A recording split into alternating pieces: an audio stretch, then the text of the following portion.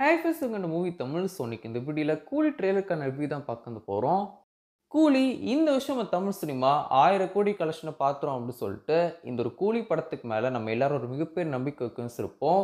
But என்ன அந்த ஒரு நம்பிக்கையை அப்படியே கம்ப்ளீட்டா வந்து உடைக்கிற விதமா இந்த ஒரு படத்துக்கான சென்சார் சர்டிஃபிகேட் இருக்கும் செஞ்சு இந்த ஒரு படத்துக்கான சென்சார் சர்டிஃபிகேட் அப்படின்னு சொல்லிட்டு என்னைக்கு டீம் அஃபிஷியல் அனௌன்ஸ் பண்ணாங்களோ அப்பவே அந்த ஒரு 1000 கோடிக்கான கனவு அப்படியே பேருச்சு அப்படின்னு சொல்லிட்டு தான் நான் சொல்லணும் செய்வேன். இந்த ஒரு படம் 1000 கோடி கலெக்ஷன் பண்ணணும்னா எல்லாராலையும் பார்க்குற ஒரு படமா இருக்கவும் செய்யணும். ஸோ இந்த ஒரு படம் வந்து ஒரு ஏ சென்சார் அப்படிங்கும்போது கண்டிப்பா அதுக்கு வந்து சான்சஸே வந்து கிடையாது. 1000 கோடி கூலி அடிக்க போறது கிடையாது அப்படிங்கிறது நம்ம வந்து இப்பவே அதுக்கு ரெடி ஆயிருக்கணும் அப்படின்னு சொல்லிட்டு தான் நான் வந்து இப்போ சொல்ல வரேன். அட் த சேம் டைம் இந்த ஒரு படம் ஏ ரேட்டராவும் இருக்கு.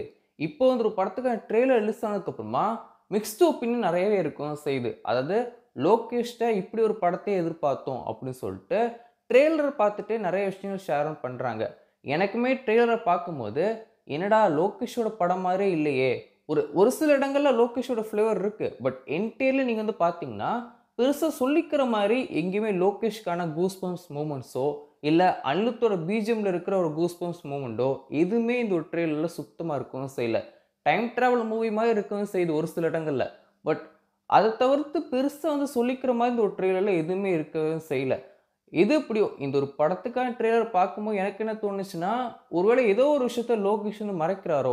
இந்த ட்ரெய்லர்ல நம்ம வந்து ரிவீல் பண்ணிட்டோம்னா, ரொம்ப பெரிய எக்ஸ்பெக்டேஷன் கிரியேட் வந்து ஆயிரும்.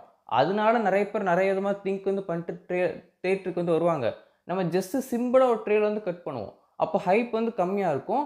தியேட்டர்ல இருந்து ஒரு படத்த பார்க்கும்போது பயங்கரமா என்ஜாய் வந்து பண்ணுவாங்க அப்டி சொல்ட்டு, அந்த ஒரு மைண்ட் செட்ல தான் இந்த ஒரு ட்ரெய்லர் கட் வந்து பண்ணியிருப்பாங்களோ அப்டி சொல்லிட்டு, டீமே இந்த ஒரு முடிவு எடுத்திருப்பாங்களோ! ஹைப்ப கம்மி பண்ணணும்னு சொல்லிட்டு இந்த ஒரு ட்ரெய்லர் கட் வந்து பண்ணியிருப்பாங்களோ அப்படி சொல்லிட்டு எனக்கு வந்து தோணவும் செஞ்சுச்சு. மத்தபடி ட்ரெய்லர் வந்து பெருசா சொல்லிக்கிற மாரிலாம் இருக்கவும் செய்யல.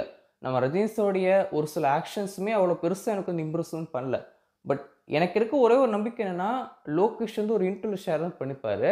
நான் வந்து ரொம்ப பெருசா ட்ரெய்லர் வந்து கட் வந்து பண்ணிட்டேன் தான். நெறைய விஷயங்கள் வந்து டீகோட் வந்து பண்ணிருவாங்க. இப்ப ரிலீஸ்க்கு இருக்கிற அந்த கேப்ல நெறைய விஷயங்கள் டீகோட் பண்ண வச்சிருப்பாங்க. ஸோ, அதனால நான் வந்து ஒரு சிம்பிளான ட்ரெய்லர் தான் கட் பண்ண போறேன் அப்படின்னு சொல்லிட்டு ஒரு இன்டர்வியூல ஷேரும் பண்ணியிருப்பாரு.